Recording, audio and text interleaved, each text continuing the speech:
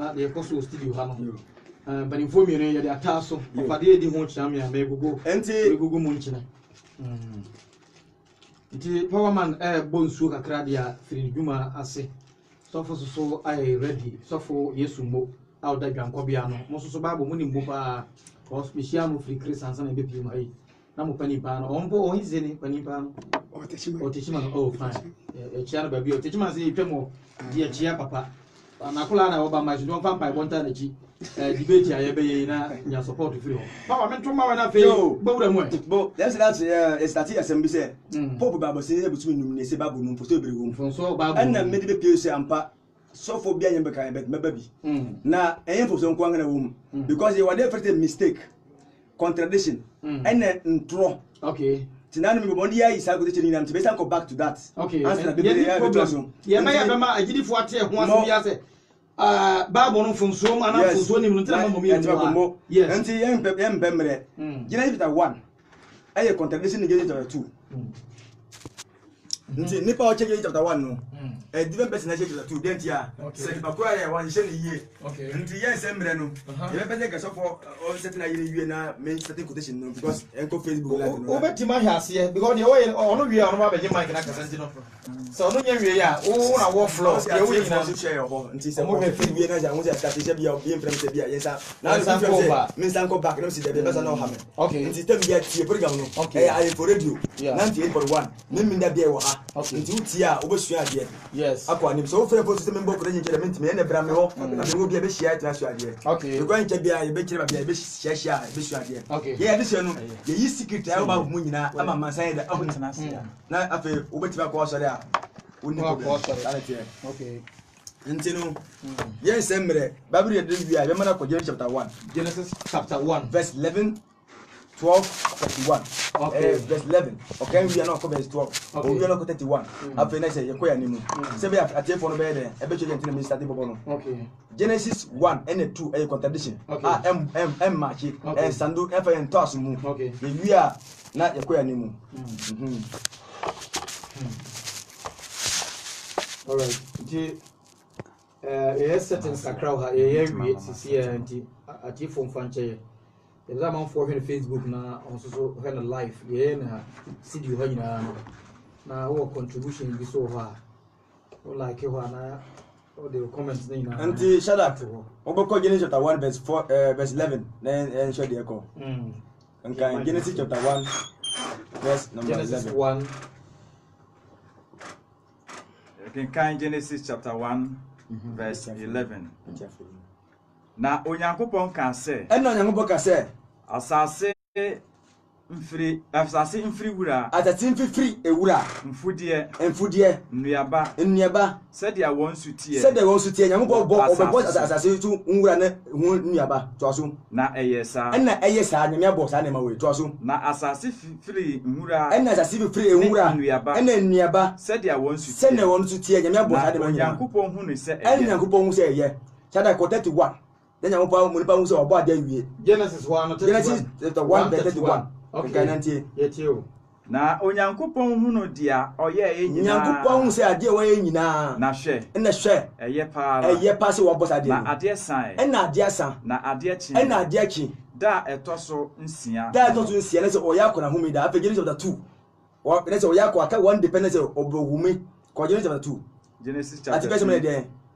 Genesis chapter 2 ase homeda nyame oya de ahumi nkaga one ko na owi osoro ne asase nyankopon awie osoro na asase ene dia wo mu nyina bo na da etoso nson da to 7 day last day no na onyankopon na wie ene nyankopon awie na djuma oye no na da etoso nson no da to nson no ohome free nyankopon humi free djuma oye nyina ho na onyankopon shira da etoso nson what do say 3 no mo ode 2 no kwa yemen buga Genesis chapter 1 achese me abo wura ndiaba akodu 31 ho ne 2 no humida ese nyame abo ade bia wie me bo ade bia wie obo afege chapter 2 ho ko verse 5 ubo mu se nyame onye mbo ade bia afa na wasa tikofro Genesis chapter 2 verse 5 na afomu nnua nyina nyamba asase so afomu nnua nyina nyamba asase so na afuomu nhahan nyina ena afomu ha benya mfiri afa no bono mfro abre wo boy huma awie to aso efri se na awurade nyankopon nya nto nsuongu asase nyankopon nya nto nsuongu na yesu no so na onipa na nipa asase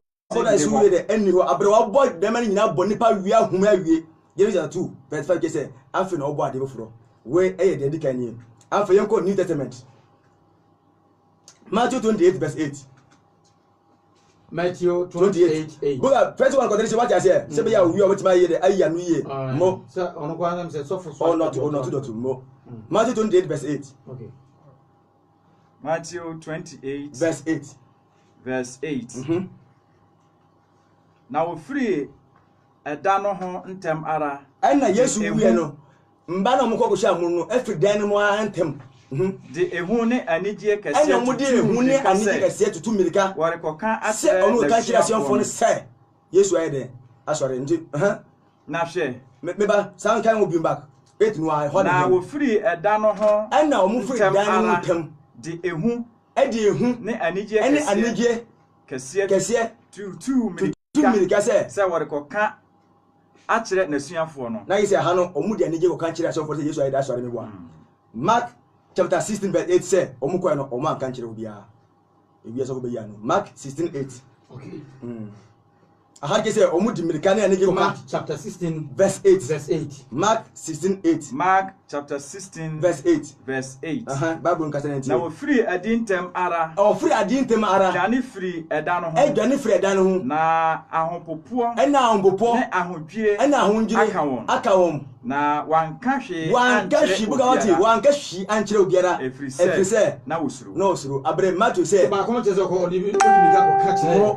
ena we say wanka me boa ye to asu yenko John chapter 5:31 John 5:31 ye ko Yesu anu masema nkasa oho na ye the same quotation I contradict hu yenko John 5:31 John 5:31 John 5:31 John 5:31 Sa miara medi me ho adanse medi me ho adanse Yesu say onu anga odi ne ho adanse a madanse no na danse ni na kore to obi wo ho odi me ho adanse odi mo adanse na minim se adanse a odi sa adanse ni pandinu ye no kore aye no kore Yesu say onu odi no adanse dia adanse ni ye no kore Yesu obi di na adanse ni boa afeti John chapter 8 verse 14 tie Yesu beka kire John 8:14 John how tie afa kinkan John 8:14 Yesu buase won se se medi me ara me ho adanse mpo a madanse no ye nokre adanse ni ye nokre menimfa ko a mifire ne fa ko a na mudie munim dia mifire ne dia meriko owusu no ka je se wa wudi wadanse a tato nyina woni ba be ofiri no ba be ko enye nokre se obi di wadanse wo be ka je se wa ka so di wadanse dia enye nokre ye to asu 2 Samuel 24 verse 1 ahoko na ya semu no ahọ na friend tro ahọ na contradiction no any tro ankasa obi ati ye wo tro your mistake yes tell you bon dey every tro you contradiction no tro 24 verse 2 Samuel okay you know ye contradiction let's go best tro 2 Samuel 24 verse 1 any contradiction yeah 24 verse 1 can I tell you yeah atifia sen oman no kan ne eho asotwe oman ne kan no asotwe chapter 1 won ko ankaka nantie na awurade bu huritia Israel awurade bu huritia Israel biom na ohwanyan David na ohwanyan David se no se ko kan Israel ne Juda o se hwana sima David awurade yankopon confess Chronicle 21 verse 1 na hwa de obekas verse obekas the same to right there First Chronicle 21 verse 1 obekas ye Satan mo na de asma David Abraham se yankopon de asma 21 verse 1 21 kai tibesa mo mantie na mo se the same that Oman no kind asuje na buga say the same thing obeka the same that me gwa tie one Satan sorry mbado hoy Satan sorry tie Israel biom na opiapia David say on kind Israel na David catch Yoab ati person go chese the same to the woman chero a different person aha no see Satan aha to nyame Bible so chese Matthew chapter 5 verse 37 kenkenanti ade o si ma an udabi ade every bruta ade nyinu nyina fi bone mu Sadi we ha everybody mu. Kenkenentie Matthew 5:37. Matthew asempa chapter 5 tinum verse 37. Na fe yem fa toro mbra we ko tere ne fa toro nkasa e fa mbra. Ofi wo bi bani susanie. Anyway ni na me wo. Ene debi na dia aburu Yesu. Dia aburu Yesu no. Everybody mu. Buka wati. Osi u an enyo an u debi dia aburu nyina everybody mu. Afa yem ko toro no mu. Second Samuel ahano agina the same thing. Second Samuel and second and first and now Matthew Luke. Tie. Second Samuel 6:23. Second Samuel chapter 6 verse 23. Can enjoy there. Second Samuel chapter 6 verse 23. Papa me ko anka sele be emo boso a we last one ntino ka won fa we sina nka so we sina odi aba mutino no so fa 24 funso bi Second Samuel 6 verse 23 we enko yes we be sina 6:23. Second Samuel 6:23 we na na efe tro e ko da so baba Michael anya oba e ko sise no wuda nka me pele brofo no you bonyini wan wuda me pele brofo kra me siraw ya kenkan ne brofo no Second Samuel 6:23 Therefore, Michal, the daughter of Saul, no child until the day of her death. After the Second Samuel chapter 21, verse 8, because he said, Michal, I won't grab a book. Second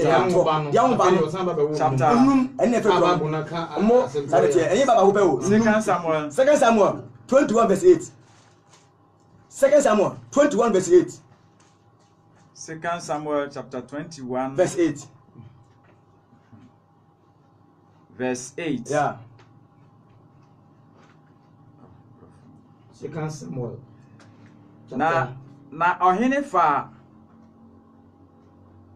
chapter 21 verse 8. Okay.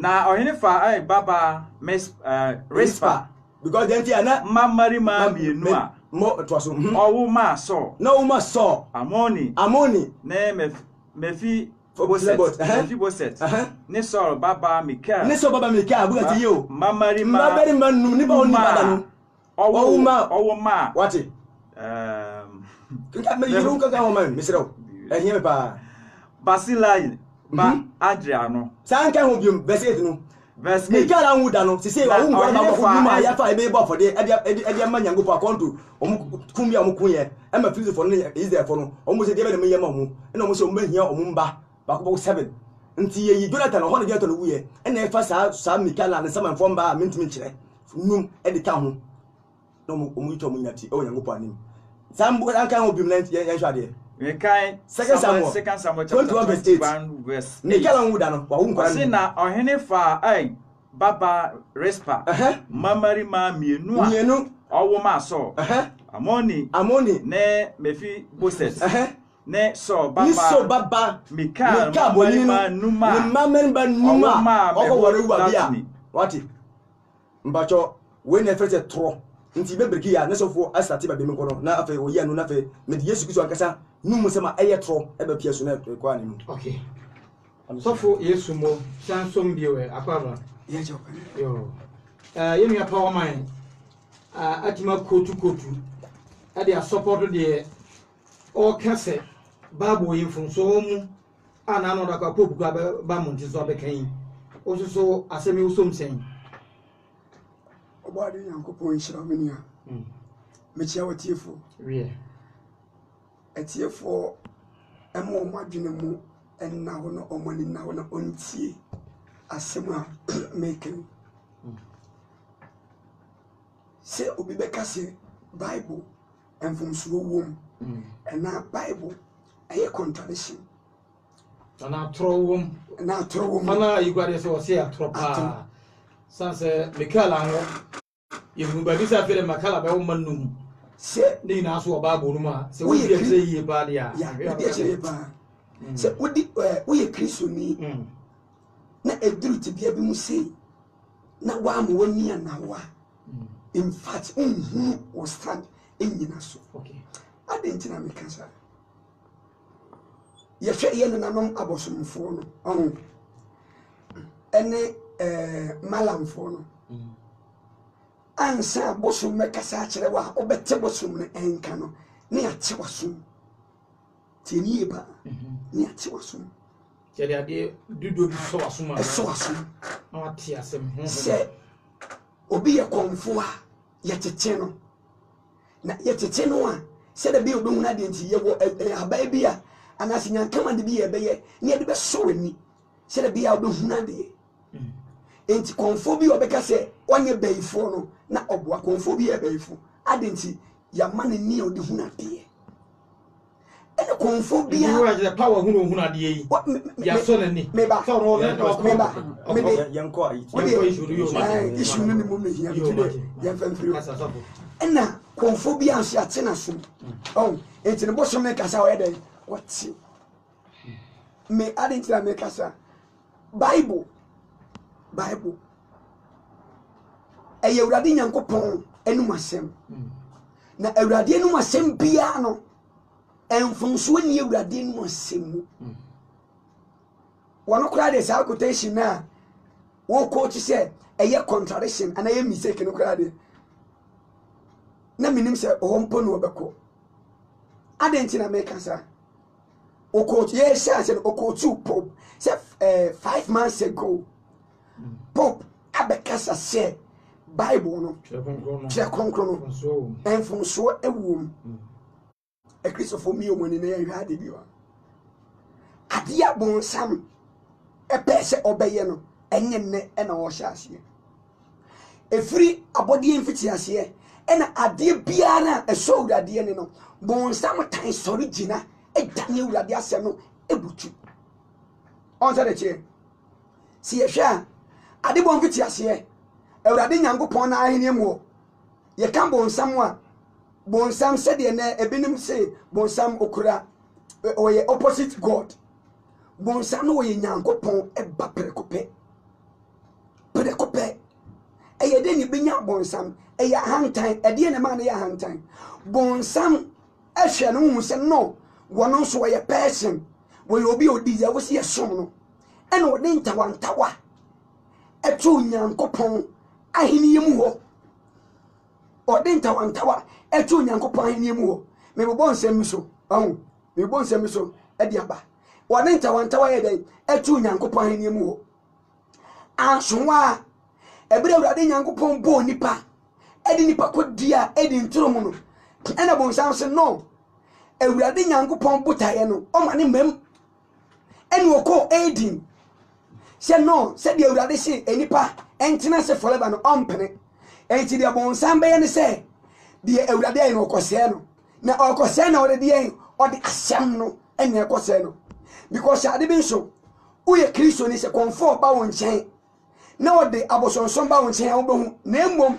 sɛ ɔde awurade asɛm ba wo nkyɛn a wadwene sɛ ɔbɛboa wo na bɛna ɔbɛkum pope sɛ bible mfomso wɔ meboa okay yɛn ade bi enkom hyɛ bi ɛda hɔ enkom hyɛ bi da hɔ bible na sɛ si esu no bible yɛantwerɛ twi yɛantwerɛ bible in English yɛantwerɛ bible any language bible yɛtwerɛ ne Hebrew yɛtwerɛ bible Hebrew ɛna Latin ɛna Aramaic ɛna de twerɛ bible na bra bonsam bo ni tirimu po se wo be se nyankopon ade nyankopon aye no na ye ni enwuma bi ye fe no bible se ye kan bible a ni nkyira ase wo akanka sem se enwuma hodo bi ya keka bom aye no one ni ye wo Isaiah nwuma Mose nwuma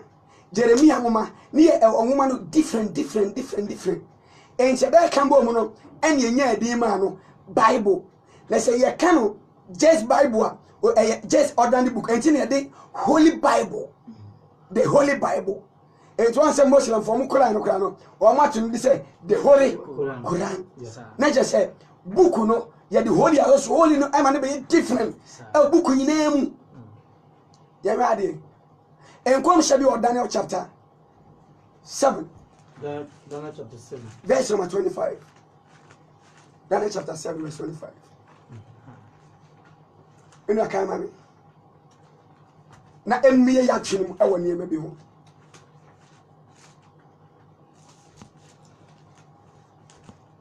Daniel 7:25 7:25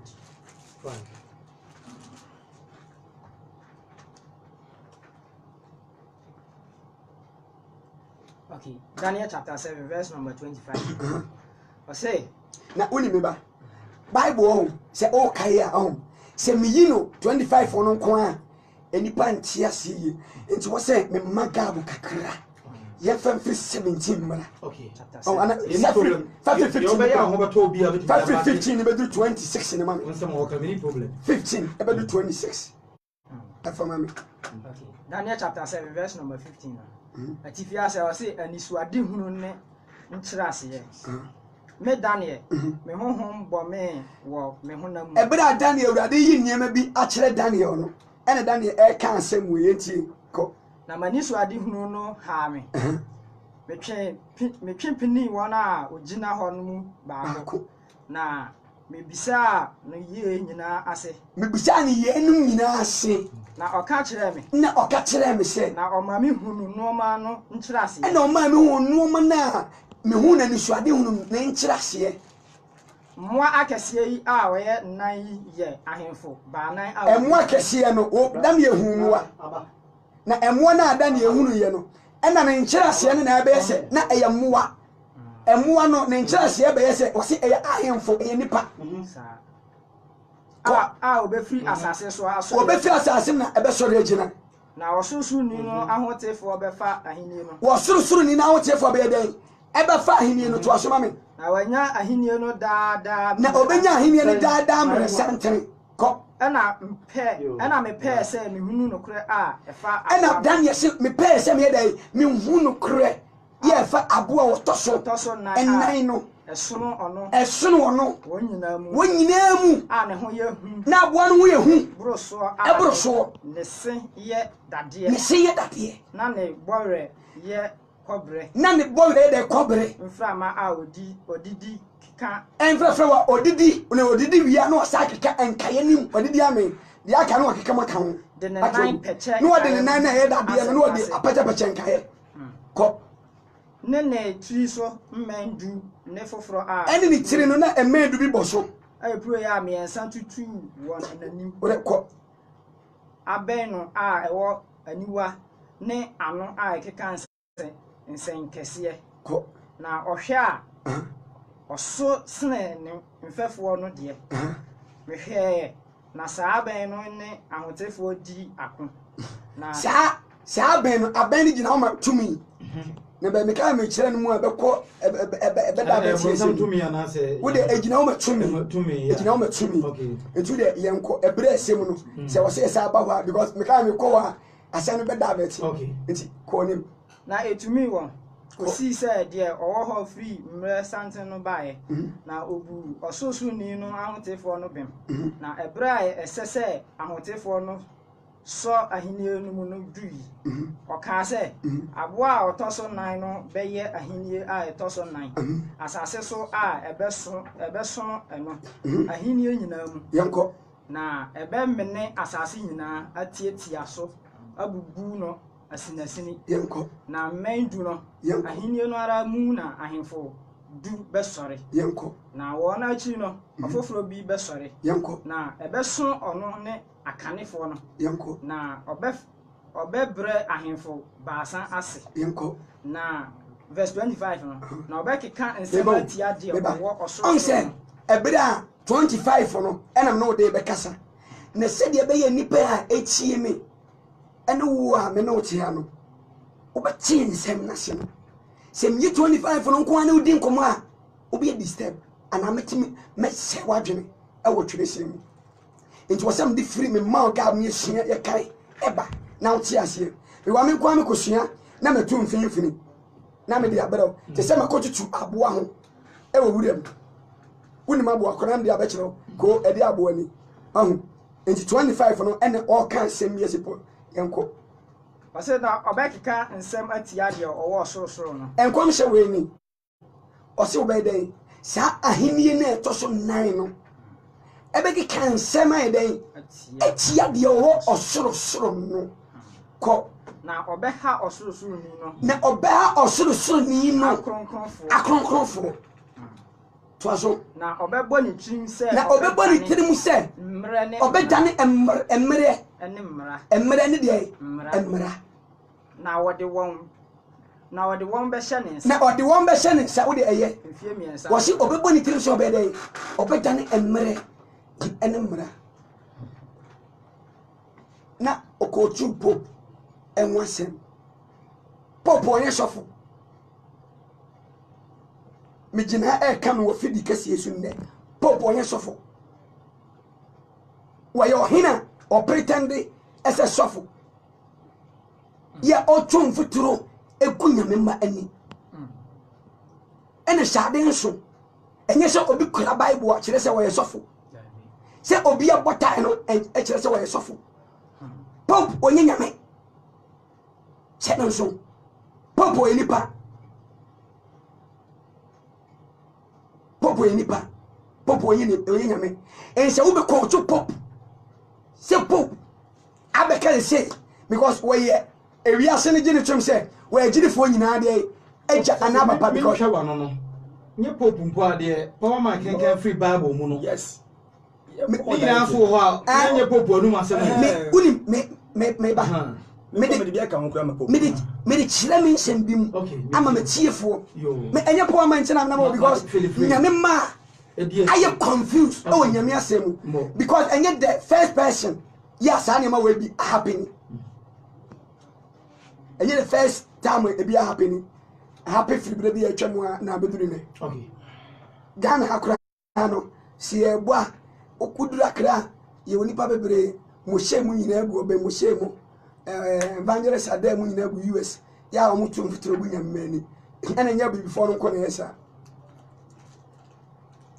ebra Yesu ewu ye no ni wu achi no ena ba so mbeka enwoma no abom ni aye no baako ebra mo kan bom aye baako no that time emperor be a friend emperor Batias Constantine 321 AD Yesu wachi no enfinhia ahasa aduonu baako saa wo hene no ena woye ohena wo pretend say obebo nyamesom nanso obekum nyamesom obebo nyamesom na obekum nyamesom na woye ene ebeka se woye pope sabrin emperor Constantine na ebra woye se omo kasa enwoma na bom no ena omo pe se awurade asem na enye wo na ye bonsam enye hye eni se wo hye akenkan sana na okenkan Daniel no a ahemfo bia na ahenia bia obenye tumi bi every Satan chen na ode be ya ade bia wode be so de tie awurade nyankopon e ma awre mfisa me sha asa me ka kire wo se bonsam sha ade bia se no sha ase fi osoro wo sende ba eri ntoro wo sende ba eri ntoro sha ase wo onyankopon ne mmoro ena awurade de nipa be dua edi ntoro no ena o se shan ba o se no o ma na nso wa wo be continue ase awurade ase na wo de ne awurade ase mabutu enti ebere sa wo hini eye se oboa Kristo so na oboa nyamesom ama nyamesom nyina no ya som yie because that channel by enwuma no na bebere ye hu ba bia e bia kwotehye enti bere o mo ye se o mo kan bom no ena bonsam yisu no bonsam yisu no e ma ne dane enwuma ni bi e ma ne dane enwuma ni bi na bere o dane enwuma ni bi no awurade amma kwan se the eye key points ye be man ne se ushia ubehunu no se wei e kwan wei na me fa so a metime nya nkwaje kwan wei na me fa so a metime nya nkwaje no ama kwan eni se pope ade abetu se bible ni mistake omu a the Satan sha ase no anwie tinna ne to aso de ne ehunu tieniye the Satan sha ase no anwie enti wanwie no wonam hwan so ena be sanema wonam nipa so ena pope nso nipa gine tum enti nipa gine tum a Says here Bible. Say offer Bible makoma could be a best 20. Ubenye someone said there be a first Samuel chapter 13. Said there be a canon.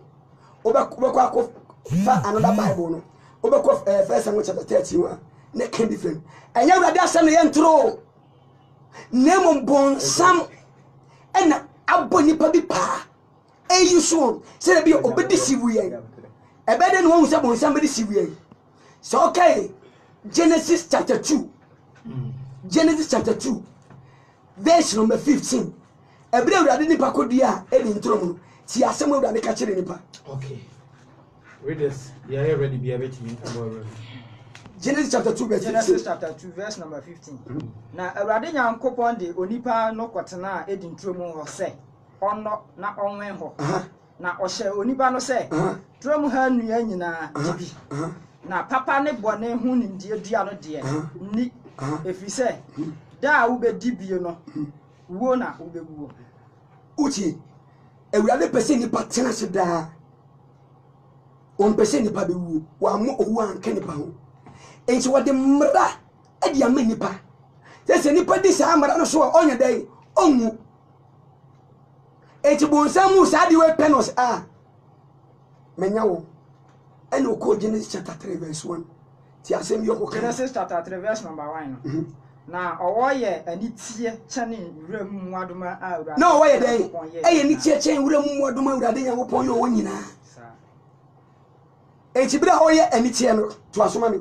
Na obisa oba no se Satan efa won so se o de be deceive nipa ena obisa won no se oba no se enti Nyankopɔn aka kyerɛ mo ampa enti eye no kure se Nyankopɔn aka kyerɛ me toro no nyina mu ni bia ko na oba no bua wo se ena oba no ka se turo mu ha nnua aba no turo mu ha nnua no aba no yedi bi na nso dua a esi turo mu nanso aba no de edua no ye esi turo ni finfin aba de Nyankopɔn aka se Nyankopɔn aka se mai ni nso mo mfa mo sanka na mo awu ko na owo no ka kyerɛ oba no se afeti asemo wole ka enye wuo na mo bewuo ye de Nyankopɔn ka oboa na Nyankopɔn nim se da mo be ti o mo sama bi mo ani bebue de Nyankopɔn ka na oboa na mo ayɛ sɛ Nyankopɔn okay papa ne bo Genesis chapter 3 verse 21 verse 19 ka 19 bram Genesis chapter 3 verse number 19 o say wani fifire mu na obedidie ebra enipa di aduaba na wie no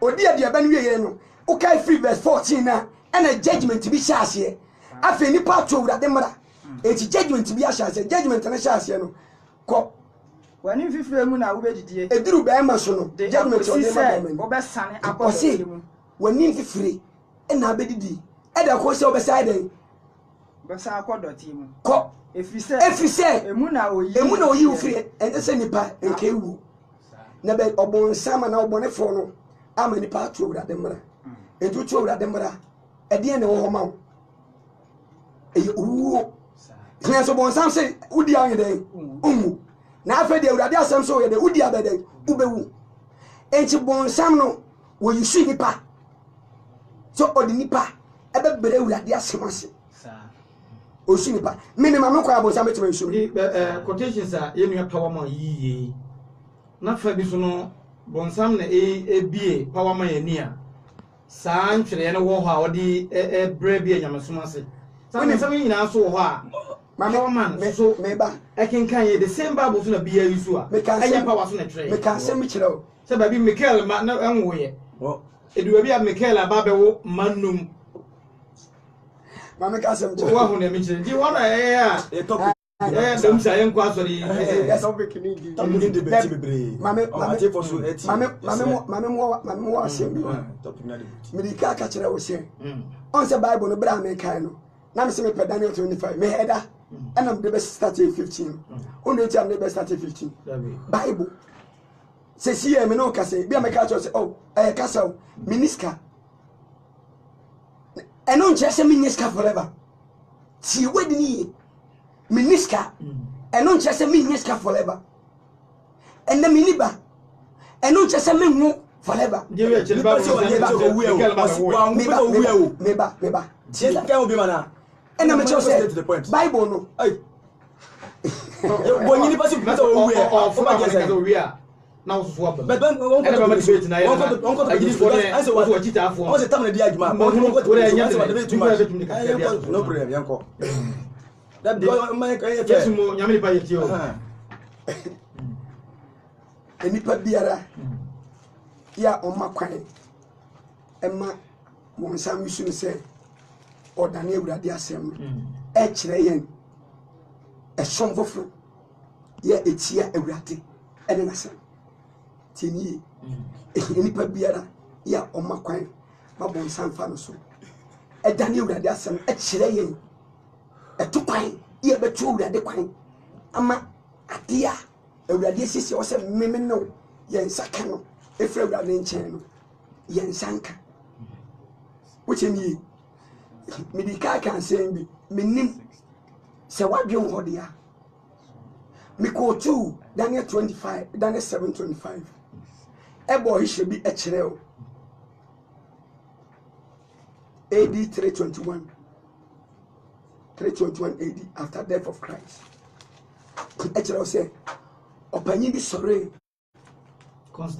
Constantine yeah nkom se obebo ntim so obedai obedane awurade nimre ene ne mare bra me jene so e papa man like an Constantine say me na me no kasa nti yenko ho no ma yiba de approve o na yenko straight to the point me ba ma me chire wade okay ma kuma mana so I say why ma tu jena wo kuta popo ne Constantine me so me wo anim ha ya abre kuma me no so ti come jene so afi wo na me kosoro na bi start free am sero me wo ha ya I say wo mo manye bebre aja me ti bra me so ko ya ne me mra wo so mo bra me jene so me ka chira wo say enkom she bi da ho se obi bobo ntrim se obedane emre ene mra na se ni pa na be de obetumi se wadwen wo metio Bible e kray me bi ka chira wo nyankopon asem encantro me sha asem ka chira Bible ya ntwene twi ya ntwene ni Lucas we bia translation amu san dia ba de samfon so e bia ko ba omo translate Bible adia ko ada languages no ena bon sam issue nipa bi ema hunu se the okay can cross a mistake no enu nye mistake enye mistake yes okay enu nye mistake ena me nyina so enka se Bible no me hu mistake ewu ana me hu enfonso wu etina me go to Daniel Adema wono we go to Daniel chapter 7 verse 25 meba manen lande o we go to Daniel chapter 7 verse number 25 Adema wono na eno so nkyere se Bible na ekura ye no to twene because Bible na ekura ye no yen asofo ni bi adifo ni bi ena amma kwan ede enkyerkyere bi ede ewura nyame asem na no kura nkasa no eye awo twere senu enu ti ya bode bon sam sha hye wa anwie no ena abe hu se asem okura wo ka se pop be kan sem bi 5 years ago 5 months ago by say 14 years ago pop ebe kan sem bi se wo ma ko hunu Bible no emra ni bi mra sem ni bia emra sem no enye dubie mu eye 13 enye mra sem dubie eye 13 enti baby o shas ya no no de be wi ha no onye nwie mpo enti se agirifo ama ye ni na wa mo nsam be wi enti ene bra na wa akonya no hwe wurade asem na asem na lidiw e wo so we brem ana se bre boni mu me pa chot ma sie ba enti so hwe asem ni nei because Bible no ebre bi ba on dey say on say me ka ka say so far Bible ahodo be 20 a ebi aka different ti medical ka kire wo say ebre omo translation ni koso ena bo nsem yishi ni pa ne bi ede omo Daniel urade asem no say urade asem nya no kore na no say gidi for dey asudie na mo so mo betuma kire mu ama ya hu say hai bronsam na yisu ni pa bi ma fonso ba edie bia say na nanka e wo ho on say buga so okay me de be say me no ka say ti say bronsam ni na nim ha me na me wona nim ha me chete book no mo dia brɛ no e school ne akwa e kenkan ye frɛ bi kwa ko Bible school ye cheche ne pass asa dem so ye kire ene me si mfo so ni won yi anu won Bible no ka se me kire se what me man the question o ka se me se na obrosam ne Nyankopɔn na e wo ho na ne papa na man ka oto e ba ye ni one verse bi kire sa de we asofo na ka shim o me ban quotation kire se na obrosam ne Nyankopɔn wo a bi se otunyo bi mu se otunyo won ne wanka no se no mo ne to ka be se na to ka be se pam no ye ni one verse from Genesis to Revelation just the way best of all that musu bi say man fa bi nka o man yi din free musu bi da so yesu ye ni one verse obetime anya sa ye ni o man quotation bi say na Nyankopɔn ne Nyankopɔn yesu botan wo soro ene nta bi si a opam ba so ye ni bi sa asase fo ye ni dabi achieve again Revelation tam ono an kire o say na ono wo ho tunu ala say o ye bi nta bi ba so da o man one verse say na Nyankopɔn o ye botan nyame ba pa wo soro na nta bi si mutama opam ye ni one verse o man one verse I'm breaking the debate. Family called Isaiah chapter 4. I say Isaiah, power man will go to Isaiah chapter 14. Chapter 14, verse 25. Verse number 12. Remember. Verse 12. Verse 12. Isaiah chapter 14, verse number 12. I say, then na ufri also ashe asye. Oh. Nsoma shrenfo. Abonsa na se wodin no. Yeah. That was nsoma shrenfo. Yes. Adechi yeba. Watwa wo ahwe fom. Wo a obre amanaman asye no. Na wo de wo kan wo wakoma mu se. Osoro na mefro makro. Nyankopon soroma no atifi. Na memma mahene wa so asie. Mahenwa so asie. Na matena ahyiaye be post no so atifi from asase tifi ano no hwa ton mefro akọ munungun soro mia obotan pete konya me nchen wo so si ofre on eba wo bi no Nyabotere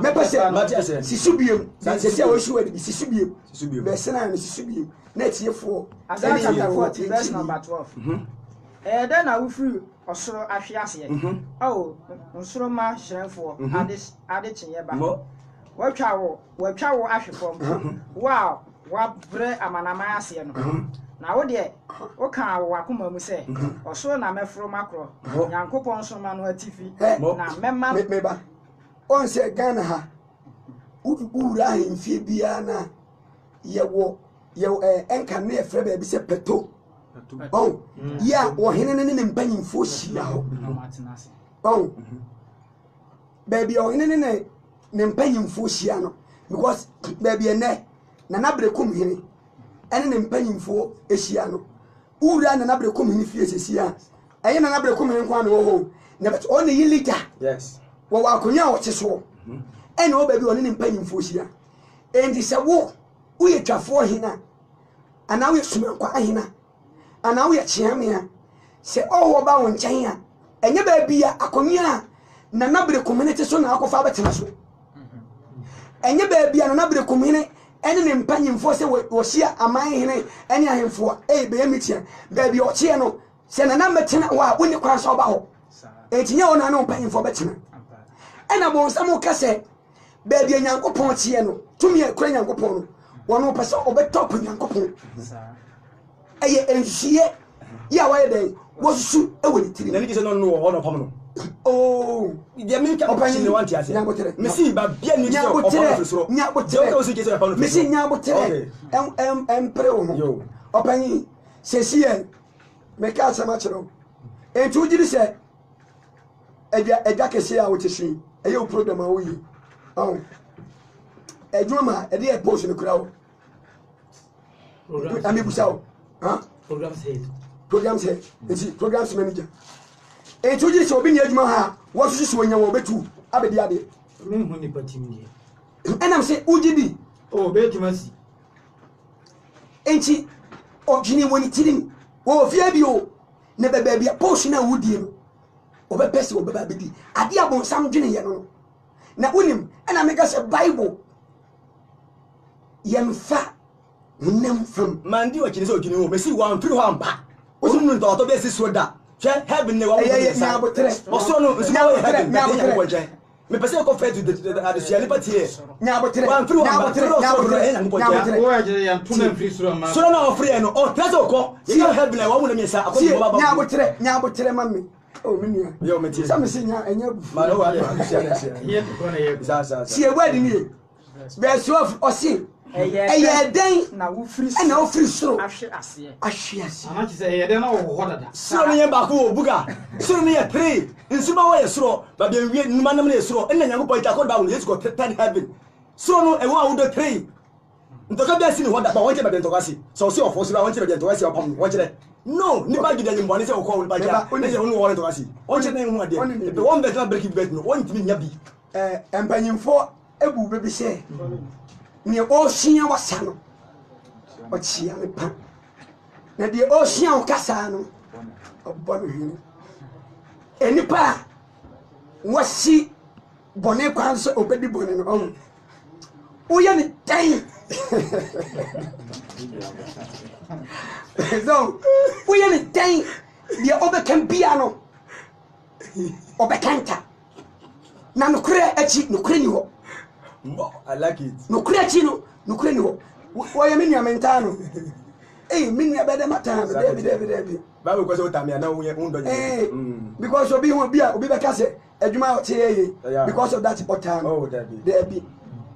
Eh, yeah, the way na kan ama hinie na ede abantem. Fami ko edisem etia eye edumienu. Eti edumienu. Enchemua eye nso.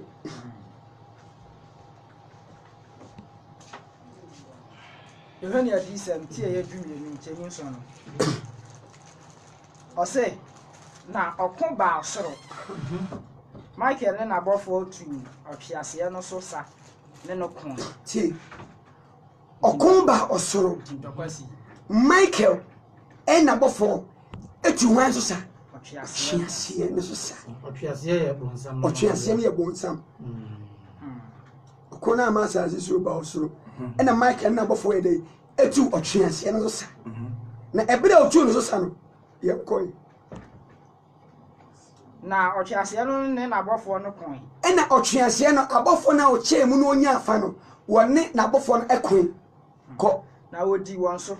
Na Michael ye dey edi abofo no so nkonim to so mame na wanya kwan osoro. Eti wodi nkonim wanya kwan mo emma no osoro bio ye nto aso. Let's say omo we na moku wonya kwa osoro. Bible na kan ti banan kin. Okay. Trust me. Você cai Bible woni kwan so kasa. Mu ha se mu mienu mu campo. Woni ga so mo kasa. Mo mi onko. Verse 9 no. Na otu wo twe ase akese no. Oh dada no a ofre no obonsam ne Satan. Oh dada na a ofre no obonsam ne Satan.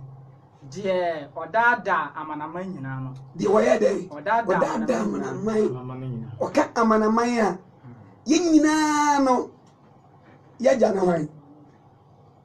Ye nyina ye jana wan. Ye nyankopon. Ye jana nyankopon. Na be nyankopon bo nipa ba ko bo ba ne be ma Adam and Eve. Eti odada ye jana ye nanom no. Ena awurade ka se odada amanaman because edanam se nipa mienu we so ena ma enipa atare wasa siso eti odada amanaman ko dada amanaman nyina free hot no twene asase so o free wa de to no twene asase so ko na oto na bofo kan na oto na bofo kan no ho ya bronsa na bofo ya ko ko verse 10 na mete ne kese ya osoro se ena John say ebere awurade yiwe na che no se oteni kese e wo soro ye ka se afa nkwaje ne tumi afa aye na nyankopon dia enkwaje ene tumi ene ahenie aye nyankopon dia ko na ahoden aye Kristo na ahoden aye hwan dia Kristo ne dia efrise wato ye nuanom anototofo na obo so betoto ototo ya no okoto ya no Eden throne. Okay, Job chapter 1 verse 6. Osa atoto ya no e wo ho. To asoma me. ono na ototo won ano won etoto ya no ko ye nyankopon ni awiane anajo ko na onam adwama no moja ne won adanse na wonam adwama no emoja ne dance sem ko no so eno so adi no so nkwani adi no so de enkwanem na wansuo se obewuo na wansuo se obewu ko yenti osoro ne mo afeti asem bi o ke wo se afi osoro eni omo mtiti mu no eye abofo no asumbiaba enti omo nya dai mama mo bontoto ma bonto ye mi ko asumbiaba asase ne epunwie asase ne epunwie dai enwie ko efise obonsam asane Satan no ha no che obetena wo sane aba ante urade sie enwie Satan sane aba no Satan opreti e wo habai mu won fania en opreti fani pam e shima mo kwan power buga ya wo hoye ya ma power somra ya eme de ba wo si wele o sanaba o wo ha na o ko soro buga temiye o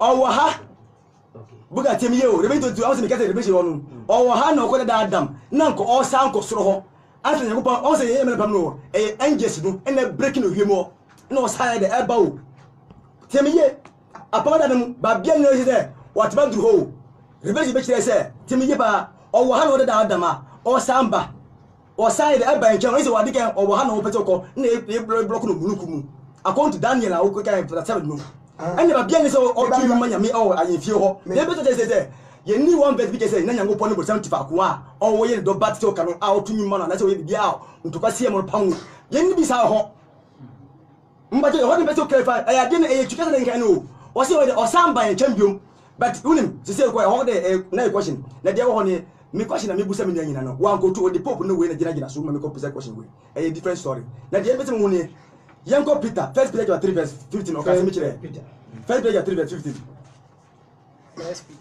1 Peter 3 verse 15 nanti asambi wo ho because we go na enkai topic no there the way throne contradiction yanko 1 Peter 3:15 1 Peter chapter 3 verse 15 yanko we no uso bi ni brofo macho bi ni brofo mami na mumu awrade Kristo konkon o si mumbu e wo makoma mu nso munsiesie mu da ye ready se mo be kire obiara a obisa mo wo be kire se mipa ma na busa wo wani da so no ai wo mo mu wo mu ase mbajo ne brofo no so na mentie buka te yo me ne onye ready for that question we question mabusa no wa jano di talk pop ni constant me person talk me against the my you know my voice be and say 1 2 3 4 5 6 7 kase oyi mo na odi dam brosam so ye hwe ye go first bit manu ya me just 10 seconds ko we ka me o kan we na ba I am 10 seconds manu we me we dia me 10 seconds uri fi se u di ka kasa no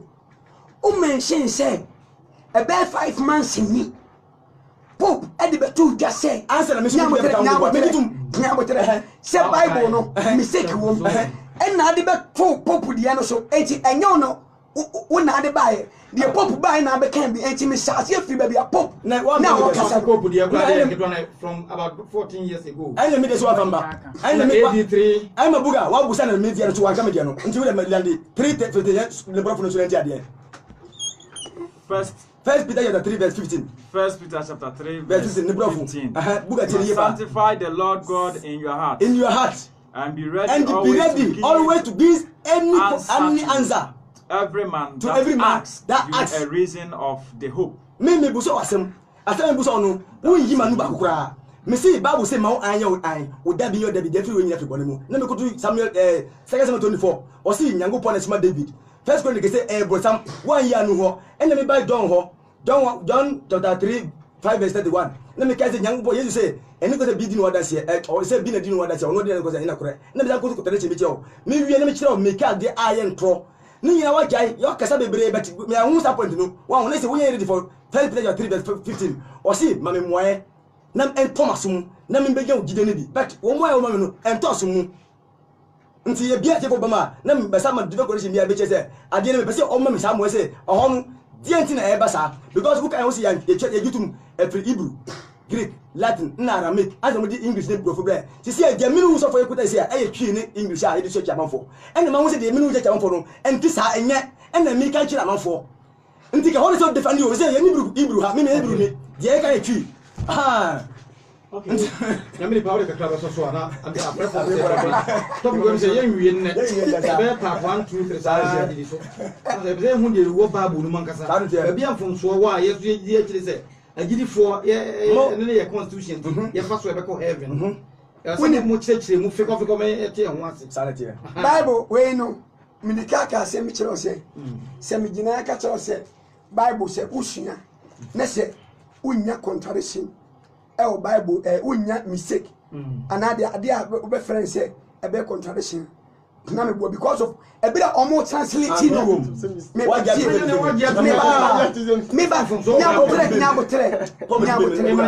nyabo me ka kire wo say ense me sha say no mo anya botre so no se bi ni me di free e be de bon sam sha say obeye no osoro de obeye no edi ene de oyeye Yesu wachi no efinhia hasa aduonu baako de oyeye na ogusu eye na owo preaching nipa bi efrem se asofo eni nipa bi no ma efrem se omo ye scholars na se pobo dibim asa oni bim na yin no na kire me ba what of people nyabotere bon sama fa no so e pese adwuma na wa start no wa finish be wa prove so e me ba se Bible we ma me ka se me kiro se Bible we oda pan ma pok se obese se no oh na yenkura Bible we na ehwe de Bible omo de beba na hwade the Bible no me na okre what I said that question no na hwade well confirmation na be de sa quotation wo kai nyina no se ye nyambotra oh se nyambotra akomu opa ye san koba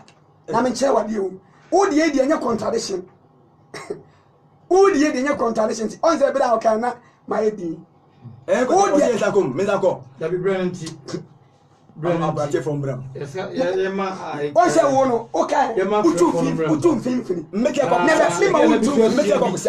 Tamu na change the so here the bamba. What for that pese we na we call that example what so na 050 obo na ne mensa. Wo de wan ka na to de kire ne mensa ka ho e ba na o so ya jo adwenche. Hello me nua mo adwo e. E ba jo di frefre. Gentio, Papa.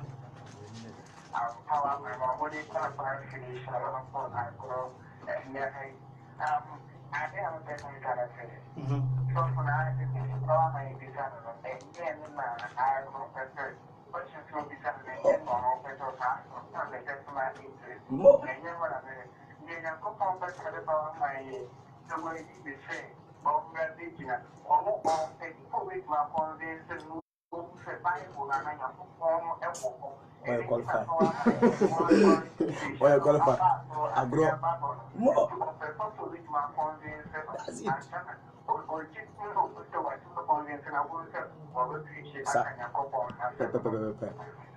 Aja da seno so addition wa ba ensia. Hello, good evening. Papa John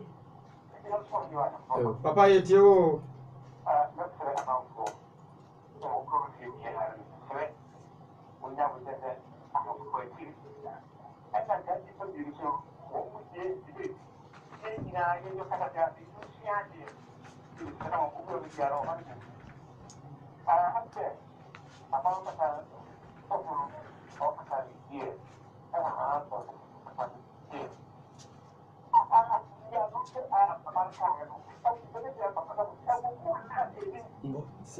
So be that Bible no man nim sa pa kire. Sa de all kind Bible no sa na se nim.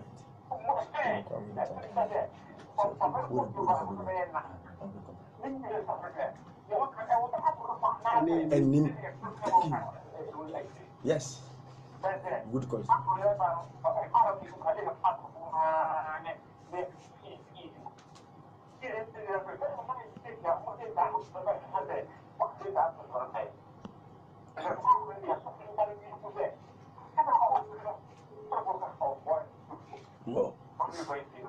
Jo. Papa ya da se no so wadun sa be boy. Hello. Ni amajo e. Ba cho hwani. Nana Pacho, you.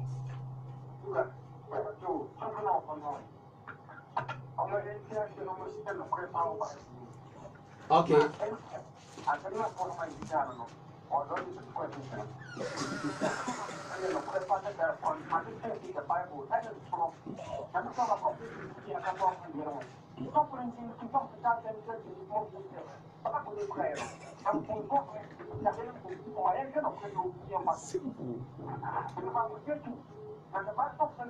On famera. Ça c'est on famera. Accent. C'est ça. Ça aussi c'est acte. Quotation mentie. Acts 9. Acts chapter 9 verse chapter 9 1 22 1 okay 26 12 Oh, that's it. We can Ate yeah Yo. Ate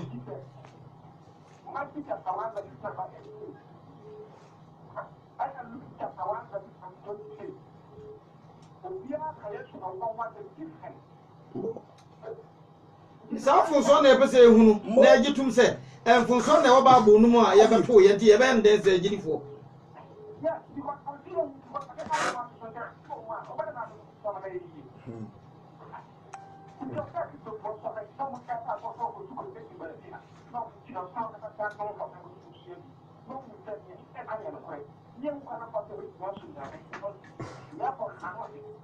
Yo papa ya dase ono so abampa hello Iba jomani yo gina yena ho no anse mentom ka papa o se ovrevin hene ba yo kada jere zan yo yetio ba ko kro anim yo mbia no kro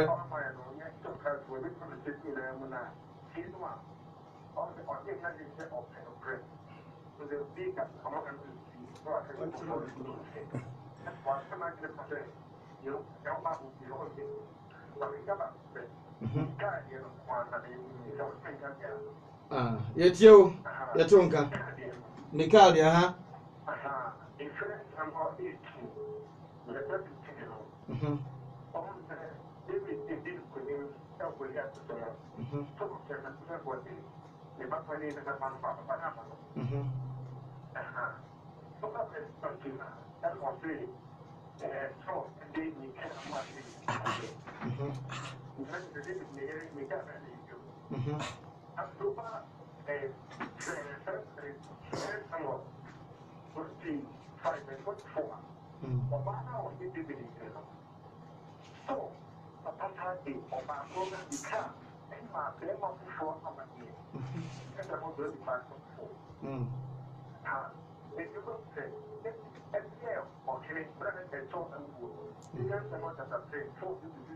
Manangira sumu.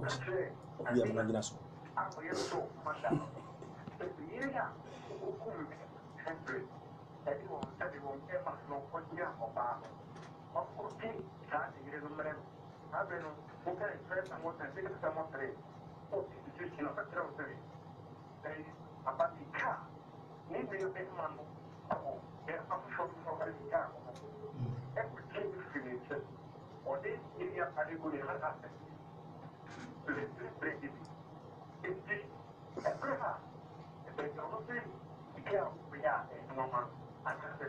Makoto.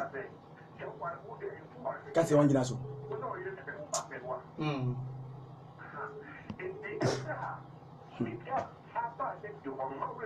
Yeah, Niho.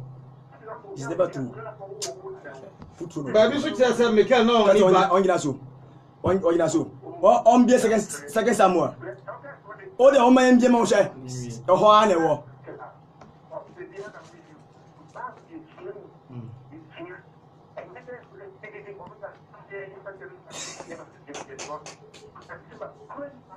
okay Oh, there be one proof. You know, correct. On your fair, can't on your fair. On your fair. Aye.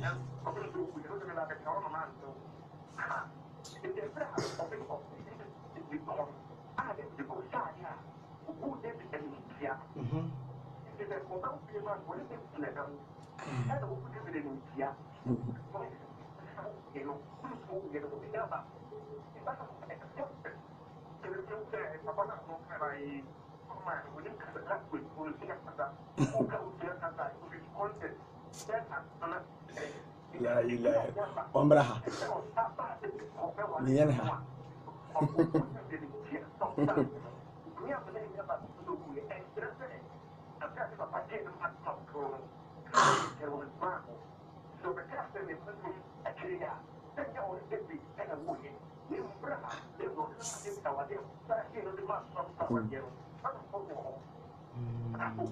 buga enyen na kure kan se misi na kure kan se otufu tro ba kan se onya wadwen se open no kure kan se misi o do kan e futuro futuro tugu de bani kan se o bua onya chum na ye no ai omraha kan se omraha no yen ha ya omraha ya na sipi se chero class for so mushi wa no ba so yawa. Hello, good evening. Bajo hawani. Yo, aja gina ye kan to kana sai fike sai odi. Na chiriba yenti waja.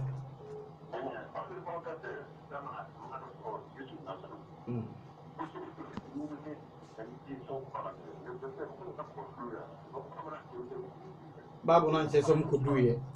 Mano ko hun sai Yesu asore no.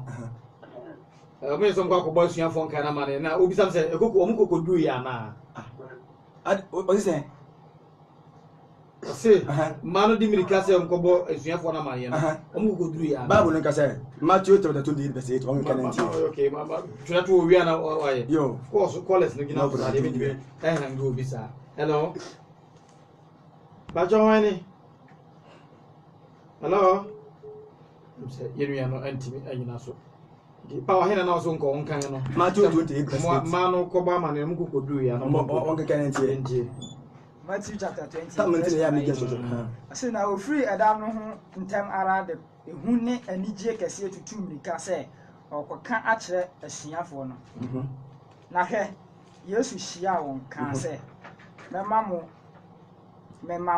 amo na oba beso so ne nan koto sore no mano hunu no omo hia no kwa mo sanko Mark 16:8 so ade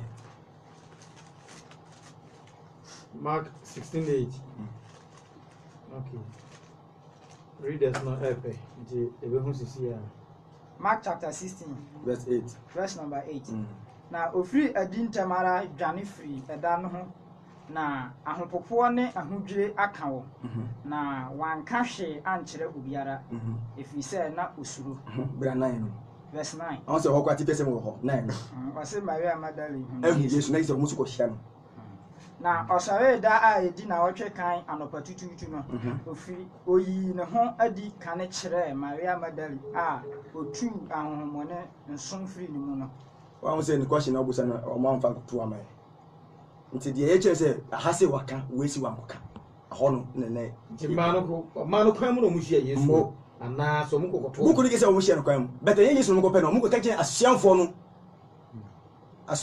mu ko ko mu Yesu ya to course no so hello me nua majo e ba jo wani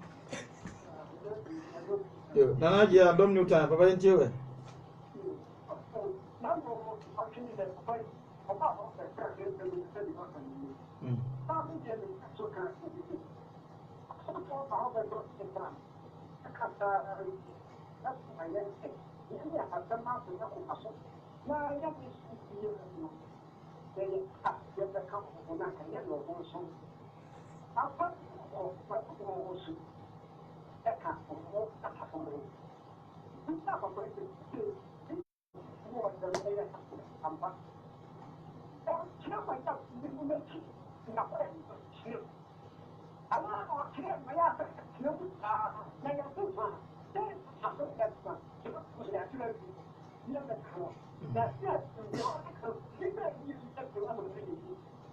ase twere no nyina so na bebe na yesia yi ho na free ma wa enfonso na yesia koye nim dabi o ti se de wo ho ni kan je se menyan ka se okay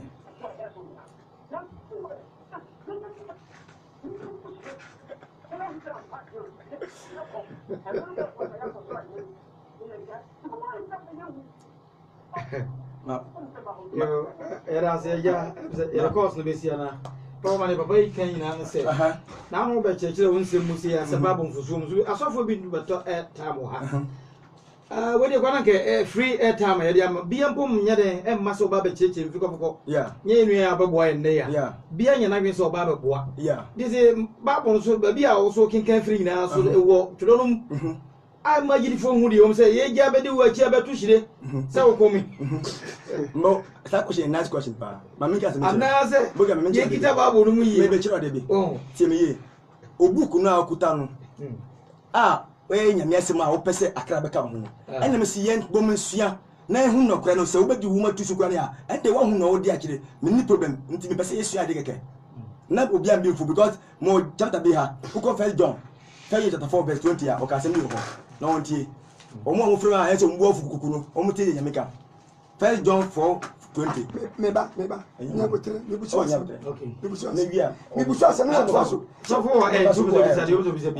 okay. Many musa. Kasago Mike no. Quotation na se wa quote no. O se yentie de Jamaica. Yeah. By way nyame asem. Hey, meba jo, o betia friend na buru sama. Oh. Ya friend only. Me busa question. What is that? Me busa question. Me ba jo ho asem. Eh ho asem. Na o se me cho se who is the only Bible say free me to say ye only Bible. Na game cho say sa book na okuta no me be display me di gina ko se display book. Se be say me si buga uton koke. En na ye ko police. Yete me di ba wo fie. E wo dem. E ko ya de la dasie. En na me ya dasie mo no. Me ka say de. Me na enko. Bible jo. Me da bi nyamotere. Question na me busa ya asem mo do nyamotere. Ye ndu ho. Ono nyamo no se. Jabi o buga. Buga. Ma yi ko to buga. There be we host. What was the question? We host. Who we are? No question. There be me no dey debate. My invitation. Me okay guy. Nyamotere. Me host. Na ye nike say. Nyamotere. Yan fan say who come say say Jamaican because you only book but me give say yan go person. Nyamotere. What you dey? Me give say yan go person but you only book that. Who ji me Minjindi, but who will give you some years? And we contract one as I contradiction. Matter, Odenko, Mammy, oh, Nabutel, and you was a chief one, and you want to hear Adrian Fase was see, ye cheat in Jamaica. Maybe ye cheat in Jamaica. It's one Casano, we have contradiction.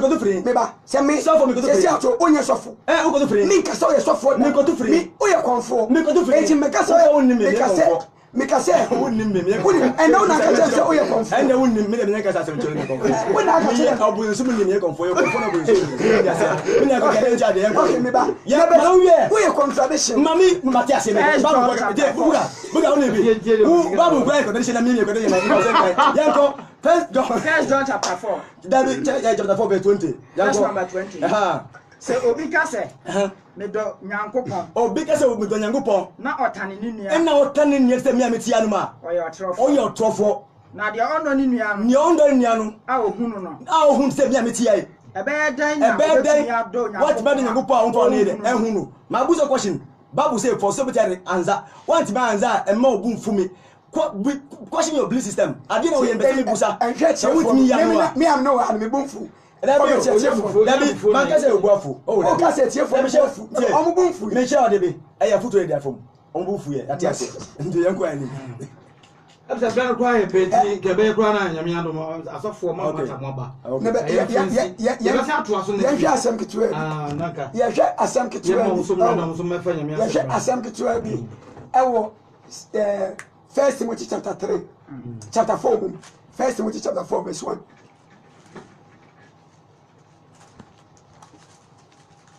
First Timothy. Mama when she read this in your throat.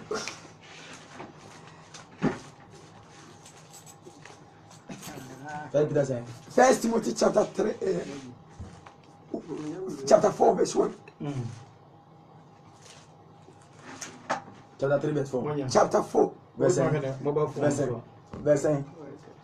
1 and okay First Timothy oh see